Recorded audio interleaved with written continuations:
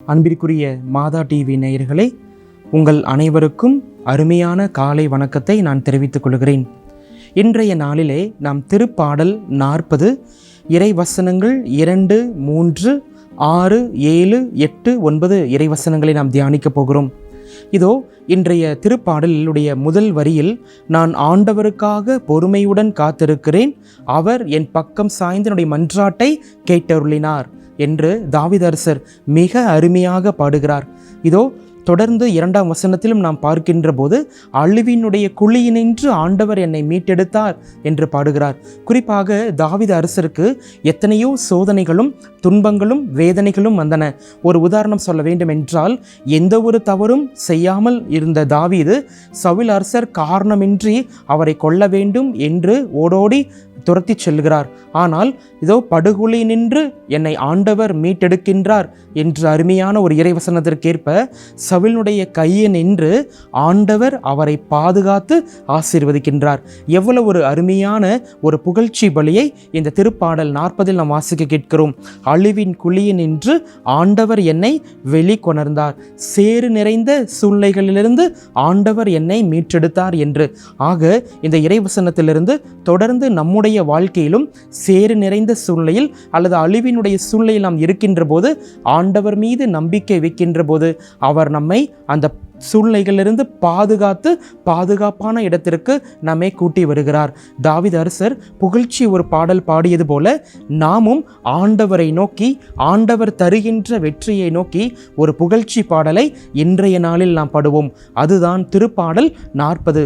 ஆண்டவர் நமக்கும் எத்தனையோ சோதனைகள், துன்பங்கள், கஷ்டமான சூழ்நிலைகளிலிருந்து நம்மை மீட்டெடுத்திருக்கலாம்.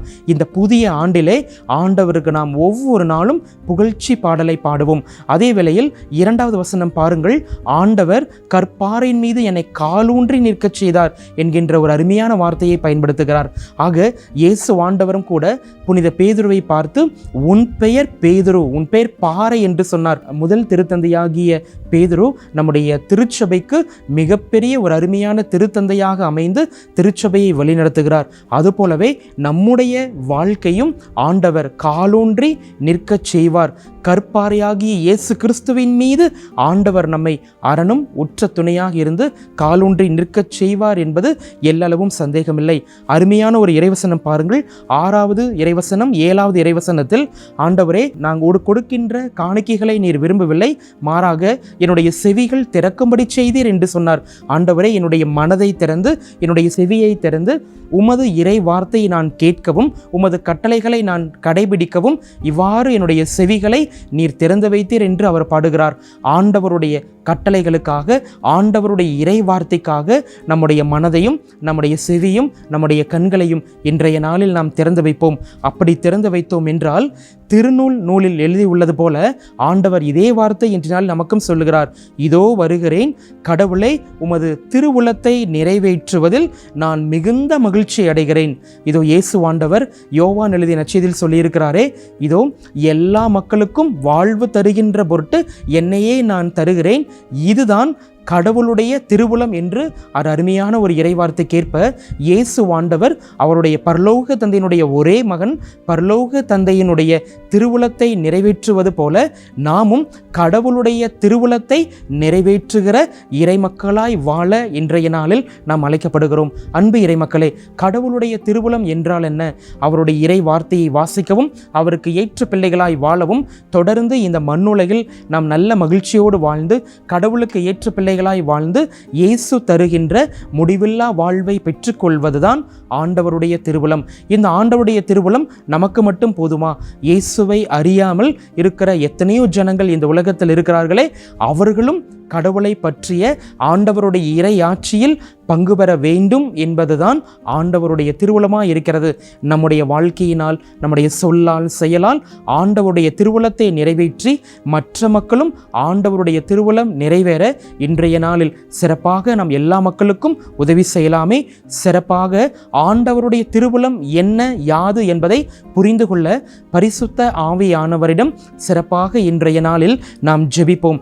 ஏனென்றால் ஆண்டவர் தான் நமக்கு வெளிப்படுத்துகிறார் அவருடைய திருவுளம். ஆக தொடர்ந்து அவருடைய திருவுளத்தை நிறைவேற்றுவதற்காக நம்முடைய வாழ்க்கையை ஒப்புக் கொடுப்போம், நம்முடைய குடும்பங்களை ஒப்புக் கொடுப்போம், நம்முடைய பங்கினை ஒப்புக் கொடுப்போம். உலகத்தில் இருக்கிற எல்லா மக்களும் ஆண்டவருடைய திருவுளத்தை நிறைவேற்றுகிற மக்களாய் வாழ்ந்திட சிறப்பாக இந்த நாளிலே சிறப்பாக நாம் மன்றாடுவோம். ஜெபிப்போமாக. இதோ கடவுளின் திருவுளத்தை நிறைவேற்றுவதே எனது உணவு என்று சொன்ன இயேசு ஆண்டவரே, தொடர்ந்து உங்கள் ஆசீர்வாதம் இந்த நாள் முழுவதும் எங்களோடு தங்கியிருக்க அருள் தாரும். அழிவின் குழியினின்று ஆண்டவர் என்னை வெளிக்கொணர்ந்தார், சேர் நிறைந்த பள்ளத்தினின்று தூக்கி எழுந்தார், கற்பாறையின் மீது என்னை காலூன்றி நிற்கச் செய்தார் என்கின்ற இறைவார்த்தைக்கேற்ப எத்தனையோ சூழ்நிலைகளிலிருந்து எங்களை காப்பாற்றி வருகிறீர். தொடர்ந்து இந்த நாளிலும் இந்த ஆண்டு முழுவதும் எங்களுடைய வாழ்க்கை முழுவதும் நாங்கள் துன்பங்களிலிருந்து மீட்டெடுத்து உமது திருவுளத்துக்கு ஏற்ற பிள்ளைகளாய் வாழ்ந்திட எங்களுக்கு வரம் தருவீராக. எங்கள் ஆண்டவராகிய கிறிஸ்து வழியாக உம்மை மன்றாடுகிறோம். ஆமேன்.